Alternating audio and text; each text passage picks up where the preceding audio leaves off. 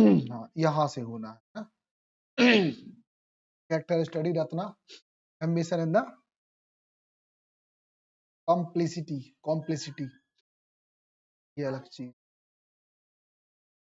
हाँ देखो, तो एम्बिशन मतलब होता है महत्वाकांक्षा, ठीक, और कॉम्प्लेक्सिटी तो सह अपराध, एक साथ किया गया पाप, दो पाप एक साथ किए गए हो, मतलब दो लोगों ने एक साथ पाप किया हो तो सह अपराध।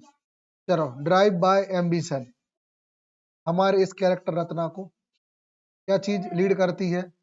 एम्बिशन, उसकी इच्छाएं लीड करती हैं। कैसे करती हैं? रत्ना जेरास वाइफ इज फियर्सली एम्बिशियस, वो बहुत ही ज्यादा महत्वाकांक्षी होती है। Fiercely she view dance as a mean of social mobility and the personal achievement, वह डांस को कैसे लेती थी? सामाजिक प्रसिद्धि और व्यक्तिगत विकास का जरिया मानती थी वो। फिर prioritising her own career advancement, और वो सबसे पहले सिर्फ किसके करियर को महत्व देती थी? खुद के। अच्छा, कैसे पता चलता है कि वो खुद के करियर को महत्व देती थी? तो याद होगा तुम्हें कि वो जब उसका पिता बोलता है ना, जयराज का, कि इसको डांस छोड़ना पड़ेगा, तुम डांस कर सकती हो, और अगर ये नहीं छोड़ रहा तुम दोनों छोड़ो, तो बताओ क्या मंजूर है? तो इसने कहा नहीं नहीं, ये छोड़ देगा। मैं कंटिन्यू रखूंगी। मतलब वो अपनी वाइफ की तरफ देखता है कि मेरा छूट रहा है, तुम क्या कहती हो? बोले ठीक है तुम छोड़ो, मैं चालू रखती हूँ, क्या है।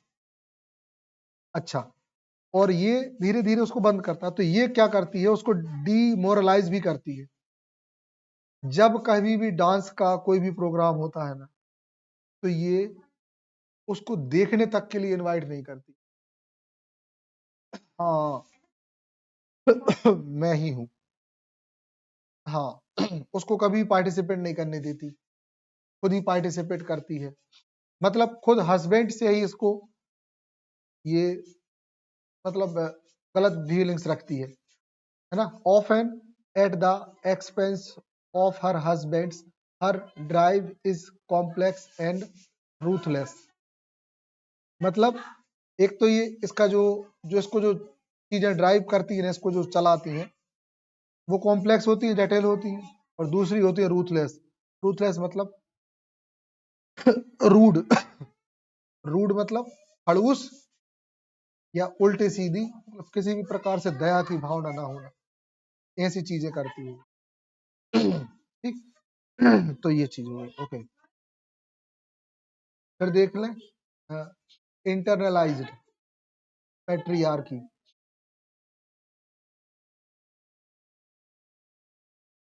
समझो, इंटरनलाइज्ड पैट्रियार्की मतलब पितृ सत्तात्मकता जो है, उसमें भी वेरिएशन होना, प्रकार होना। कैसे प्रकार होना? ये देखो, shockingly Ratna align herself with Amritlal.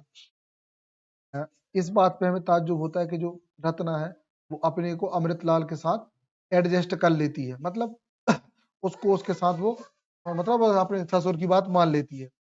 The patriarchy figure head, जो कि इस प्रकार के सिस्टम का कौन है? वो हेड है, मुख्य है। बाय मार्जिनलाइजिंग जयराज, लेकिन दूसरी तरफ होता क्या है? एक पेट्रियार्की जो है जहां पे हमारा जयराज की चलती नहीं है, वो भी पुरुष है मगर उसकी नहीं चल रही। She secures her own place in the family, artistic hierarchy. मतलब अगर एक कला के रूप में देख लें तो वह अपने आप को सिक्योर कर लेती है इस विभाजन में, इस हायरार्की में। हाँ, demonstrating how women can become complicit, मतलब कैसे एक औरत सह अपराधी हो जाती है अपहोल्डिंग अ प्रेस स्ट्रक्चर, इस स्ट्रक्चर में।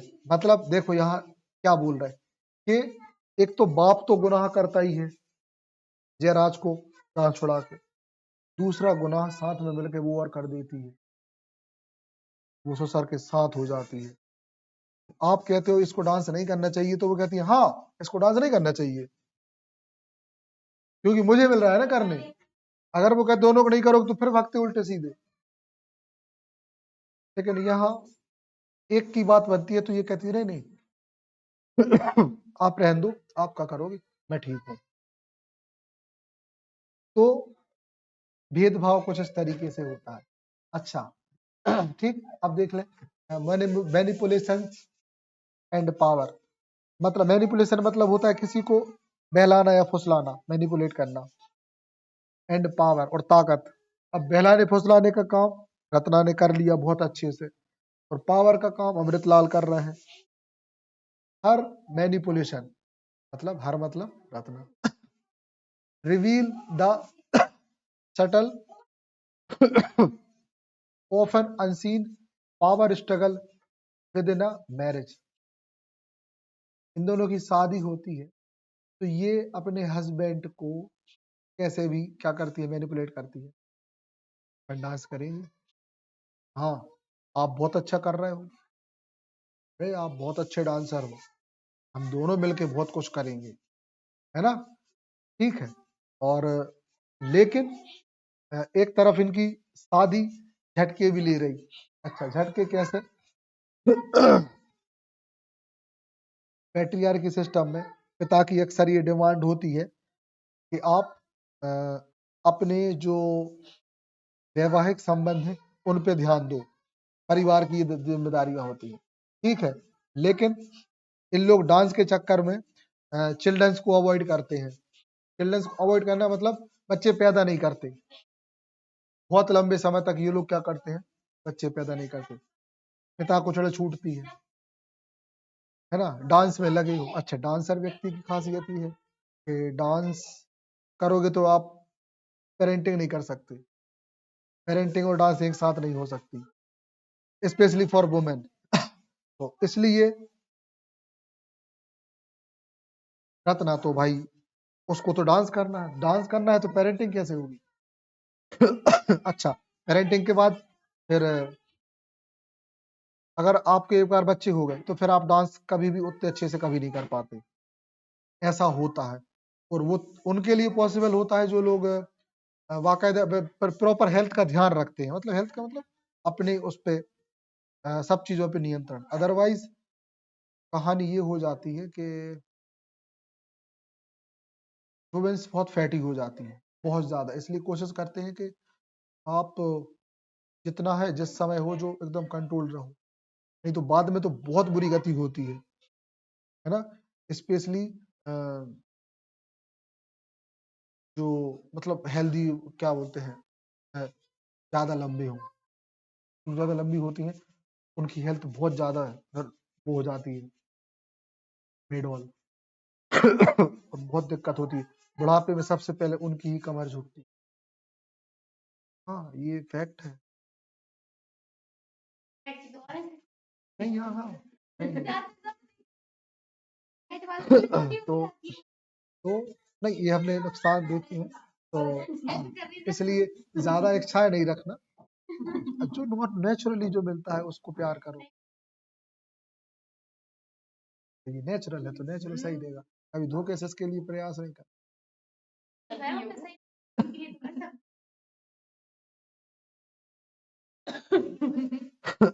तो हम भी नहीं किए, ठीक है ओके। फिर तो इसने पेरेंटिंग को अवॉइड किया, है ना। Ratna character is critically study in how personal ambition can interest with an even exacerbate existing gender based operation, making her an antagonist in her husband's life। ये एक पैट्रियार्कल समाज में ये अपने पर्सनल एम्बिशन की वजह से और ऐसे ऐसे इंटरेस्ट पैदा करती है जिनके साथ होता क्या है, ये एक क्या बोलते हैं अपने जो हस्बैंड होता है ना, उसकी ही विलन बन जाती है। विलन बन जाना मतलब एंटागोनिस्ट होना, एक होता है protagonist. Main lead main lead hero और ये लीड विलन। क्या राज है? और उसकी एंटागोनिस्ट की पत्नी बन जाती है। एंटागोनिस्ट मतलब विपरीत कैरेक्टर, कभी जो साथ में रहते हैं और वास्तव में तो हमेशा वो तो जयराज के साथ डांस वो सिर्फ इसलिए करती थी क्योंकि उसकी इच्छा थी। अगर जयराज डांस के लिए हाँ नहीं करता तो कभी नहीं करती। तो यहाँ एक बात समझ में आती है कि इतनी भी यहाँ ये बात समझ में आती है यार, इतनी भी पागलपन ठीक नहीं है। किसी अच्छे काम के लिए पागलपन ठीक है, लेकिन अगर आप सिर्फ उसमें स्वार्थपन, खुद का स्वार्थ ढूंढ रहे हो तो बहुत गलत। खुद के स्वार्थ को ज्यादा उतना प्रायोरिटी मत। हाँ, अगर आपके स्वार्थ में तो चल रहा है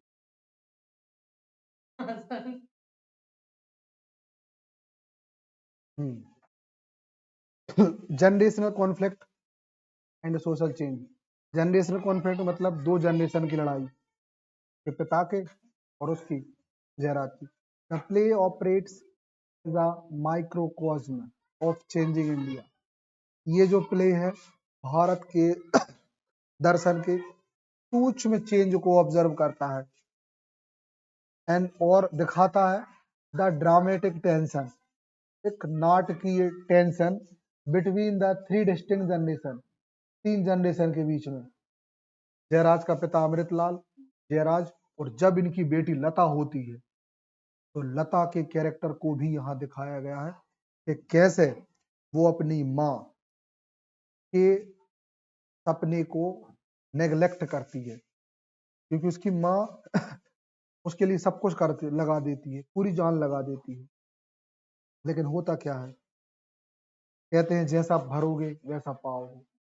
अगर आपने अपने काम में स्वार्थपन से जिया है, परिणाम ये होगा कि आपकी जो पीढ़ी है वो आपको खा जाएगी। तो ये उसको अच्छा डांसर बना देती है, सिखा देती है और अपने कॉन्टेक्स्ट का यूज कर करके ये उसको बहुत ऊंचाइयों तक ले जाती है। लेकिन लास्ट में जब परिवार को चुनने की बारी आती है तो ये परिवार को चुन, ठीक, तो ये कहलाता है कि परिणाम लौट के आता है। इसलिए सामाजिक कहते हैं कि सबके लिए जीना, दूसरों के लिए जीना, खुद के लिए भी जियो बट इतने ज्यादा नहीं, नॉट। हाँ, कुछ नहीं मिला जो माने किया, बस खड़ास निकाल ली। ओके, अब देखें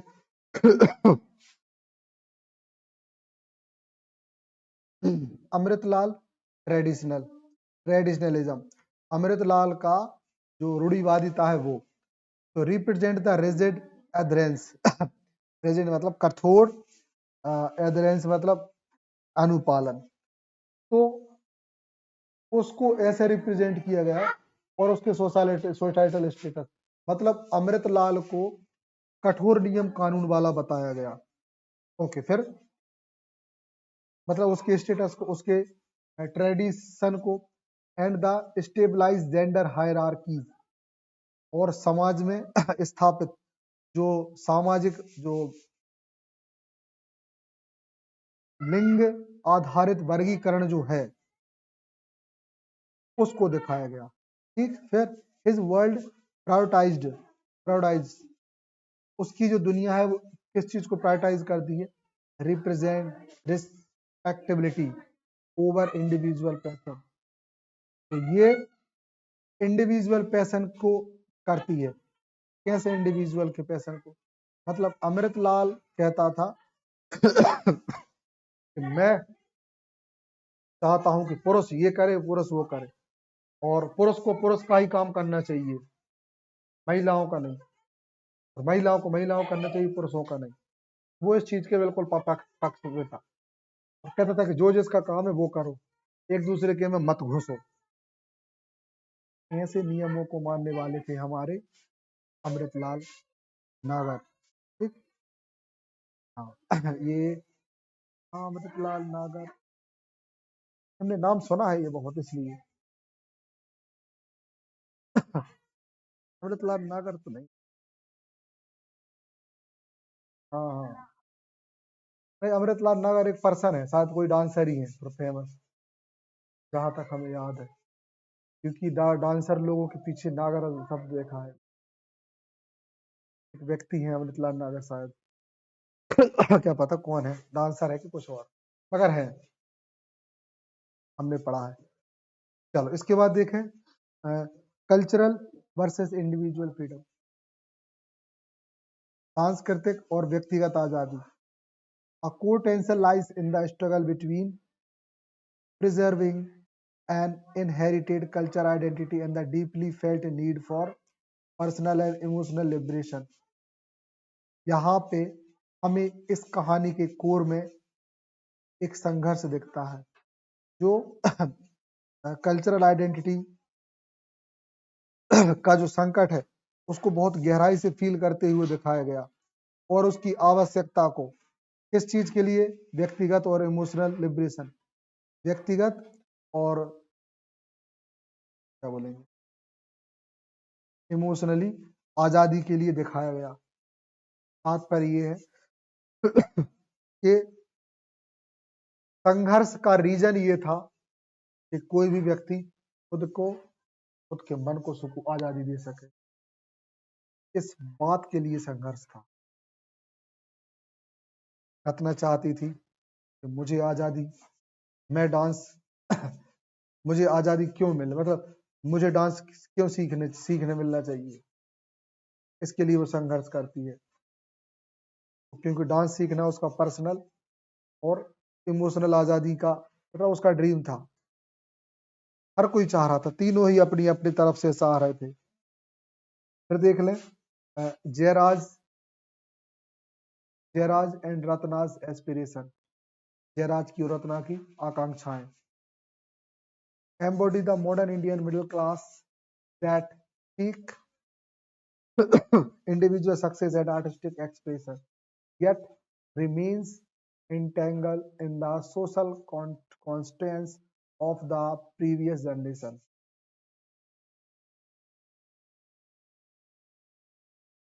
ये कहानी एक मॉडर्न मिडिल क्लास की है, जो पहुंचने की कोशिश करता है व्यक्तिगत सफलता की ओर और कलात्मक अभिव्यक्ति की ओर। यहाँ हम ये चीज देखते हैं कि कैसे समाज में सामाजिक बाधाएं जो हैं वो जो मतलब जो पहली पुरानी जो जनरेशन है ना, उनमें क्या क्या सामाजिक सीमाएं थी, या कौन कौन से कॉन्स्टेंस का मतलब होता है सीमाएं, बाधाएं। तो पहले की जनरेशन में क्या क्या बाधाएं थी और आज की जनरेशन किस तरीके से आजाद हो रही है, इस चीज को दिखाया। मतलब जो लता होती है ना, उसको सारी चीजें आजाद मिलती हैं। का पिता विश्वास नए ख्यालों का होता है, ठीक है, और जो लता होती है वो अच्छे मतलब अपने माता पिता के उस माहौल में जी जी जी होती है कि जहाँ उसको दोनों ही मम्मी पापा वो करते हैं। तो ये सिंपल सी इवॉल्विंग सोशल फैब्रिक, एक सामाजिक ढांचा दिया गया। फैब्रिक मतलब होता है कपड़ा, है ना, मगर यहाँ पे उसको ढांचा के सेंस में दिया गया। द यंगर जनरेशन स्ट्रगल्स, हर नई यंगर जनरेशन स्ट्रगल करती है देयर ट्रम्प, अपने उत्साह के लिए, एंड देयर कॉम्प्रोमाइजेज, अपने त्यागों के लिए। रिफ्लेक्ट द टर्बुलेंट, एक टर्बुलेंट दिखाया गया, एक कंपन। इवॉल्विंग सोशियो कल्चरल लैंडस्केप, जो जहाँ दिखाया गया है सोशियो कल्चरल लैंडस्केप, एक सामाजिक और सांस्कृतिक माहौल हमारे भारत का, एज इट नेविगेट मॉडर्निटी, और जो ले जाता है हमें कहाँ की ओर, आधुनिकता की ओर। तो ये कुछ खास खास पॉइंट है हर एक के बारे में। अमृतलाल हो गया, जयराज रत्ना हो गए, कल्चर और इंडिविजुअल फ्रीडम हो गई, इवॉल्विंग सोशल फैब्रिक, 4 पॉइंट। ठीक, ओके। चलो, तो dance as a metaphor, identity, passion and resistance, ये बात हम पहले ही बताए थे कि यहाँ पे डांस को एज अ मेटाफर यूज किया, हमें ये वर्क बताया गया और डांस के थ्रू पता ये बताना चाह रहे हैं कि अगर डांस करना है तो एक मैन के जैसे करो, हर प्रकार से एडजस्टमेंट करता है, परफॉर्म करता है खुद को इस जीवन में। तो क्या क्या परफॉर्मेंस देता है, आइडेंटिटी की पहचान, पैशन और रेजिस्टेंस। अगर मतलब अपनी पहचान बनाना, यहाँ डांस को बताया गया, पैशन को फॉलो करना है, डांस को बताया, रेजिस्टेंस किसी भी चीज को रोकना, ये भी डांस के फॉर्मेट में। Then point number 1, beyond profession, dance transcend mere occupation, it become a powerful metaphor for self expression, ये खुद को अभिव्यक्त करने का एक शानदार जरिया है। अ डीप सीटेड पैशन, और एक बहुत गहराई से बैठा हुआ है, and a silent form of resistance against social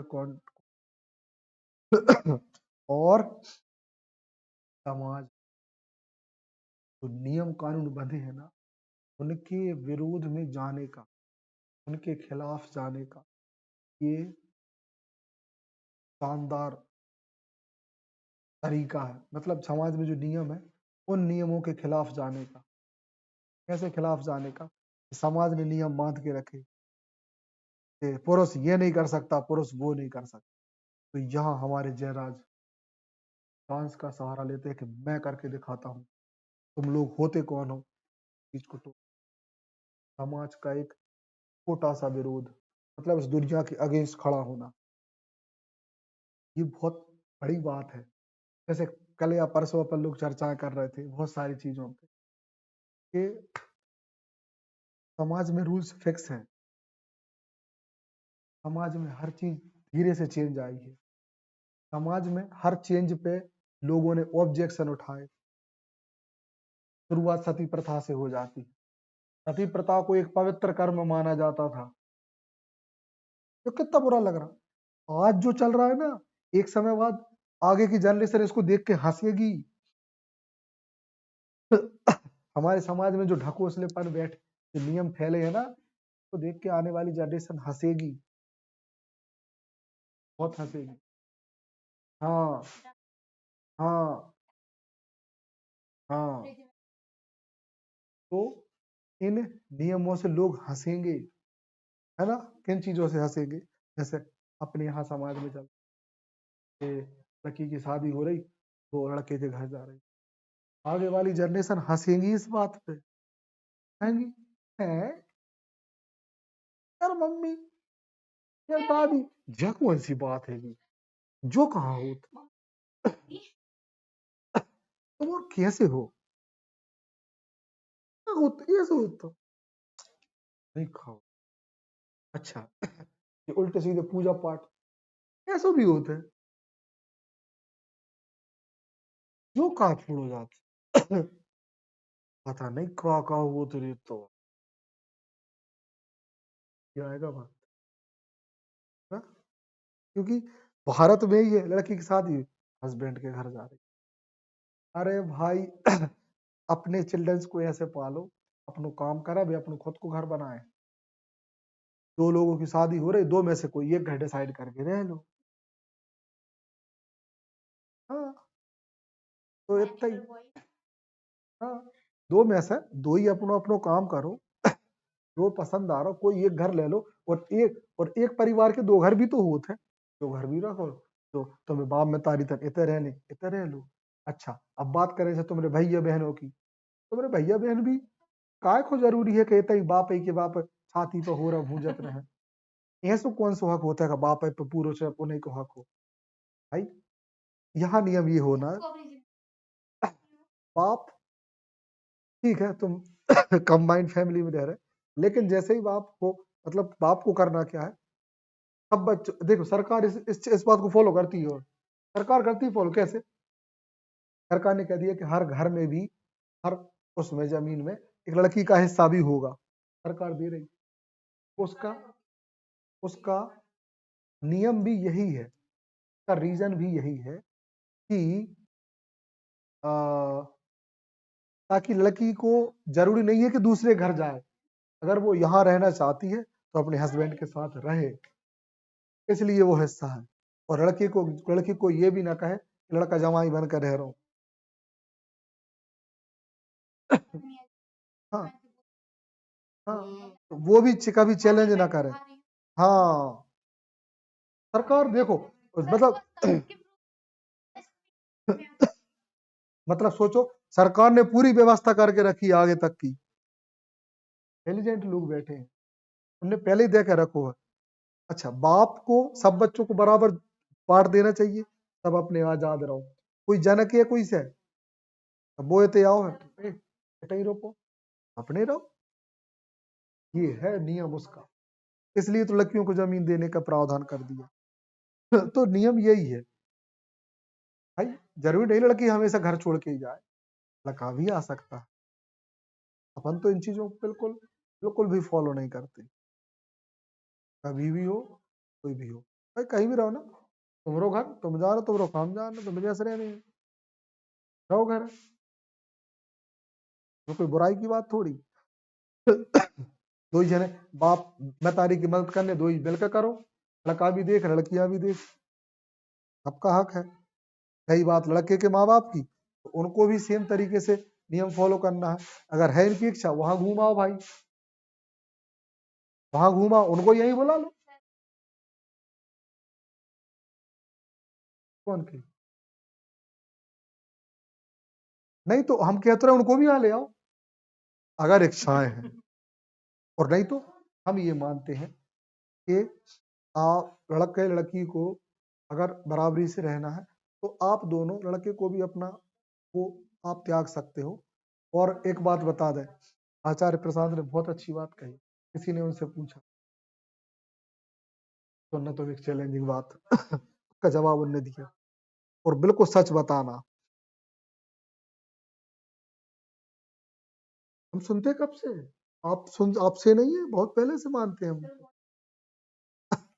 तो हमने बताया, उस बंदे से पूछा गया, आप ये बताओ, किसी ने पूछ लड़की ने पूछा था कि आप ये बताओ कि शादी करनी क्यों जरूरी है? क्या हमें शादी इसलिए हम लोग हम जो शादी करते हैं, है ना, शादी क्यों जरूरी है? तो उनने पहले जब रिवर्स में पूछा, तुम बताओ शादी क्यों जरूरी है? लड़की ने कहा ताकि हमें बुढ़ापे का सहारा मिले, हस्बैंड और वाइफ एक दूसरे को बुढ़ापे के सहारे के लिए, गारंटी है साथ रहोगे, हाँ है पे गारंटी। अच्छा, मतलब हम कितने स्वार्थी हैं कि एक पुरुष या एक महिला अपने अपने मतलब एक दूसरे विपरीत लिंग से शादी इसलिए कर रही है ताकि बुढ़ापे में जाके वो उसकी टट्टी फेंके, है ना, वो उसकी पलटी उठाए, इसलिए हम शादी कर रहे हैं। हम नौकरानी जो देख रहे हैं, हम नौकर देख रहे हैं, इसलिए शादी करें।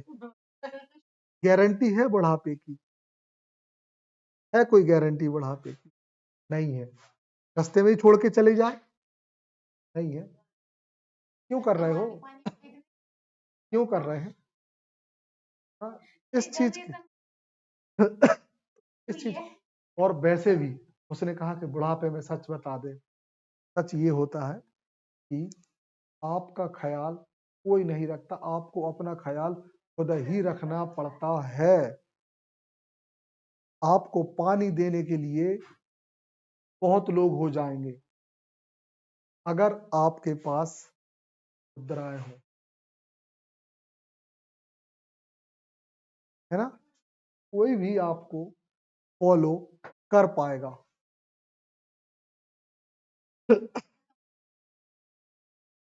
सच, ख्याल तो आपका नर्स ही रखेगी, और नर्स जितने अच्छे से ख्याल रखेगी, आप एक वो कर दो फिक्स, एक बिल फिक्स कर दो, मंथली आपको बेटा इतनी सैलरी मिलेगी।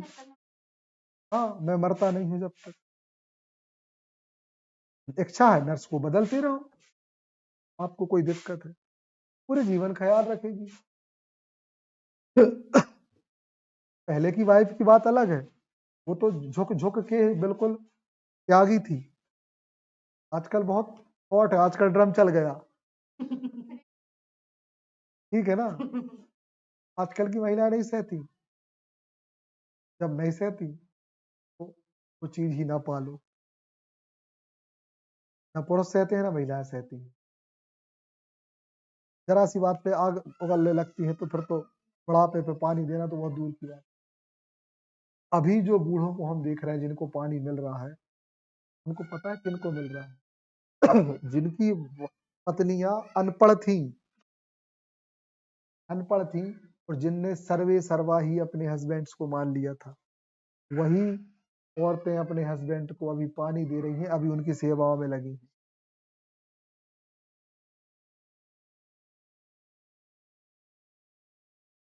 वो जबरदस्ती ढो रही हैं, लोग विश्वास नहीं करोगे। हमने हमने अपनी माता श्री से कहा कि तुम्हारी जगह हम और होते तो कब के छोड़ चुके होते यहाँ से ढो रहे। ये हम भूल चुके, तुम कैसे सह गई, इतने खतरनाक व्यक्ति। तो वो लोग सह गई और वो लोग आज तक ढो रही हैं, समझे? वो लोग आज तक ढो रही हैं, सोच। तो ये बात है, और ढोती रहेंगी पता नहीं कब तक। तो ये है कहानी। वास्तव में ऐसा कोई अब आगे वाला, अरे सच्चाई नहीं है। वो उनमें मतलब वो बच, हाँ जो भी समझो अच्छा सच्चाई है जो भी है, लेकिन अब नहीं है वो। अब तो समय ही है इंडिविजुअल को देखने का, दया रखनी है। अब वक्त ही है इंडिविजुअल को देखने का। जैसे हमारे माता पिता ने हमारे साथ अच्छा किया है, इट्स ओके, हम उनके साथ उससे भी 10 गुना ज्यादा अच्छा करके जाए, मतलब अच्छा करेंगे। उनने हमें जो जो फैसिलिटी, सारी फैसिलिटी हम उनको देंगे। लेकिन अगर हम सोचें कि हस्बैंड वाइफ एक दूसरे पे लदे हों, तो ये नहीं जमता ना, ये बात नहीं। हो मत, इससे अच्छा तो डिवोर्स अच्छी। इसलिए आज के डिवोर्स भी बहुत जल्दी हो जाते हैं, बहुत हो रहे हैं। हमारे तो खुद रिश्तेदारों में 3 के हो गए। हमारे मतलब है कि नानी की बहनों के 2 लड़कियां बैठी हैं। बहुत बहुत लड़कियों की क्योंकि जनरेशन जबलपुर टिक नहीं पा बताइए। रही, टिक नहीं पा रही है। इस जनरेशन में स्टेबिलिटी नहीं है, क्या एम्बिशियस है। और सबसे बड़ी बात ये है कि एम्बिशियस जनरेशन है और कोई किसी की सुनना चाहता नहीं। और सबसे बड़ा जो मिस कम्युनिकेशन का वजह है ना, जो कि हम खुद भी फील करते हैं कि हर परिवार में जो होता है, समझना कि मैं ज्यादा कर रही हूँ, मैं ज्यादा कर रहा हूँ, ये सब में होता है मिसकम्युनिकेशन। हम तुम्हारे सामने बोल रहे हैं तो ये मिसकम्युनिकेशन बोलता है, सिर्फ हम अकेले ये बात समझते हैं कि कौन कितना कर रहा है, और हमें सबका पता होता है, लेकिन फिर भी हम भी एक दिखावटी गुस्सा बना के रखते हैं, है ना? क्योंकि ये तुमको ये एक ट्रिक सीखनी पड़ेगी, दिखावटी गुस्सा बनाने की। मतलब बहुत ज्यादा रूड हो जाना, लेकिन मन को शांत रखना। आप खुद को ठेस नहीं पहुंचा पाओगे अगर आप रियल में गुस्से में रहे ना, तो खुद का नुकसान कर लोगे, कहीं गाड़ी ठोक ठाक दोगे, पता नहीं क्या कर। जैसे घर से मान लो आप सुबह लड़के गए, जैसे आपकी वाइफ ने अगर आपसे कुछ कहा तो आपका गुस्सा भी दिखावटी है, या हस्बैंड का गुस्सा, हाँ आपका गुस्सा दिखाओ, ताकि आप खुद को हर्ट ना कर लो। जो लोग गुस्से में घर से निकलते हैं वो कहीं ना कहीं खुतले हुए पाए जाते हैं, समझ गए? अक्सर वो कहीं ना कहीं टूटे फूटे पाए जाते हैं। तो गुस्से में निकलो नहीं, लाख चिल्ला दो लल्लो, लेकिन वो बाहर ही होना चाहिए, बिल्कुल बाहर ही होना चाहिए। मन एकदम रिलैक्स, जैसे ही हाईवे पे पहुंचो, ठीक खूब, बी अ मैन। वहां जाके नॉर्मल, स्कूल पहुंच के तो और सामान्य, इस्माइल सदा की तरह, है ना। बाकी एडजस्टमेंट के लिए गुस्से आवश्यक होते हैं, क्योंकि जो जिस लेवल पे सोचता है उस लेवल पे उसको गुस्से की भाषा अगर समझ आती है, यस यू कैन, जिसको जो भाषा समझ में आती है उस लेवल पे आके समझाओ। जैसे तुम लोगों को मान लो कि हम लोग को छोटे छोटे चीजों से समझाते हैं, तुमको वही समझ में आ जाता है, ठीक है, हम उस लेवल पे आ जाते हैं। स्कूल में हम और भी छोटे लेवल पे जाते हैं, बहुत सिंपल सिंपल कहानियां सुनाते।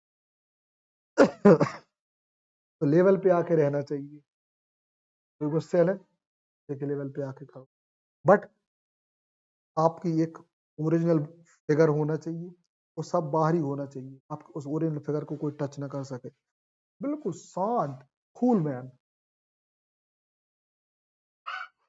इसलिए हम हमेशा समय पे स्कूल पहुंच जाते हैं। बी अ गुड वूमेन, ठीक, कि पेशेंस तो में रखना पड़ेगा, खूब लड़ लो, खूब चिल्ला लो, खूब जे चाहे से कह दो, क्योंकि देखो बाकी लोग इंसान हैं हमारे जैसे, उनसे छोटी छोटी गलतियां होती हैं, सबसे होती है ना, इंसान से नहीं होगी तो किससे होगी। तो गुस्सा भी आना स्वाभाविक। अच्छा, अगर मान लो किसी इंसान ने कोई गलती की, अगर अपन उस पर गुस्सा नहीं होगे ना, तो वो उस गलती की इम्पोर्टेंस नहीं समझेगा, है ना। जैसे तुम लोग गलती करे, हम तुम में एक ठो अच्छो अच्छो लगा के एक ठो में ऐसे दे नहीं दे, तो आप ऐसे ही फोन कर दो। क्लास में तो कहते ही सजा है। देगा। इसलिए ये तरीके हम घर पे भी अप्लाई करते हैं, कई बार चिल्ला देते हैं, पर चिल्लाते हैं, बनना पड़ेगा, महापुरुष बन के नहीं रह सकते, महापुरुष अंदर होना चाहिए, महापुरुष को रखो, फिर जो महापुरुष को मन में रखता है वो बड़ा स्पीकर बनता है। हाँ, जो इन भावनाओं को मन में रखता है वो बड़ा स्पीकर बनता है। बहुत सारे बड़े बड़े खतरनाक स्पीकर, अच्छे अच्छे मतलब मैरिड पर्सन है, अनुभव सीख रहे वो, अनुभव सीखे।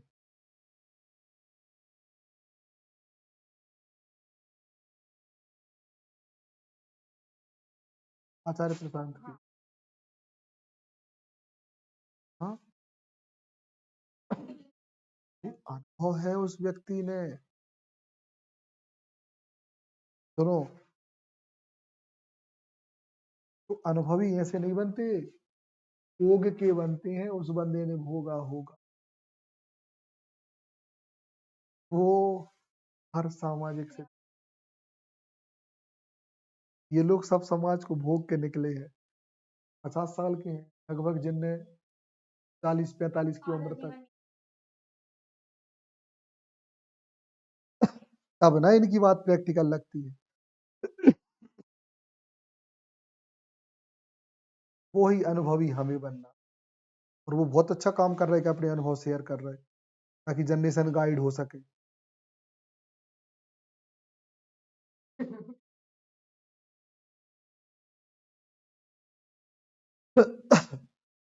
नहीं तो इसके बाद ये लास्ट जनरेशन होगी, कहानी ही गजब है। चलो, सीधी बात है, ठीक है, तो खत्म तो अपन कर दे, ठीक है। तो बियॉन्ड प्रोफेशन, डांस ट्रांसेंड मोर ऑक्यूपेशन, पावरफुल बैठिए तो हो चुका। फिर refuge and battle guard, for जेराज dance is simultaneous is greatest refuge.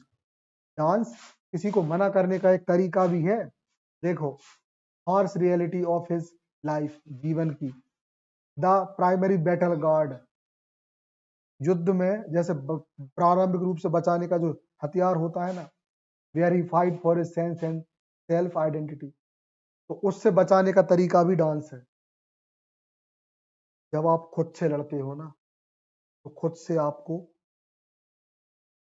आपका ये डांस ही बचाता है। मतलब आप खुद के लिए लड़ते हो और अपनी पहचान के लिए लड़ते हो। आप सहारा डांस कर ले, मतलब इनने डांस का सहारा लिया। ये ऐसे समझो कि देखो, एक व्यक्ति एक सड़ी लाइफ जी के शादी कर ली, दुकान, दुकान से घर, घर से दुकान, दुकान से घर, घर से दुकान, दुकान से घर, तो वो मर गया। घर बार दुनिया कह रही कौन था जो, क्या पता कौन था। उसने खुद की पहचान एक डांसर के रूप में बनाई। मुझे दुकान से नहीं मरना, तब पापा व्यापारी था, मुझे नहीं मरना, मैं कुछ बड़ा करके जाऊंगा। तो इस बात को रजिस्टर करने का काम उसने डांस को चुना। अब समझे, खुद की पहचान। ठीक। The title challenge, the title dance like a man directly interrogate fix gender role. ये बताता है कि एक इंसान का रोल फिक्स है, मतलब ये जो वर्क है ये जेंडर के रोल को फिक्स बताता है। Forcing the audience to consider the legitimate form of expression are available to men outside conventional retrieve parameter। मतलब इनने कहा है कि एक इंसान को अपनी बातों को अभिव्यक्त करने के लेजिटिमेट मतलब जायज तरीके दिए गए हैं। लेजिटिमेट मतलब जायज, इलेजिटिमेट मतलब होता है नाजायज या वैध। ये दवाई वाला वैध नहीं है, वैध मतलब वैलिड।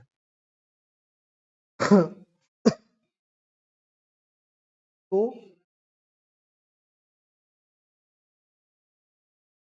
एक व्यक्ति के लिए, एक व्यक्ति के पास जायज तरीके दिए गए हैं, जिनमें से एक डांस भी है। ठीक, ये हमारी 7 स्लाइड है, आर डन।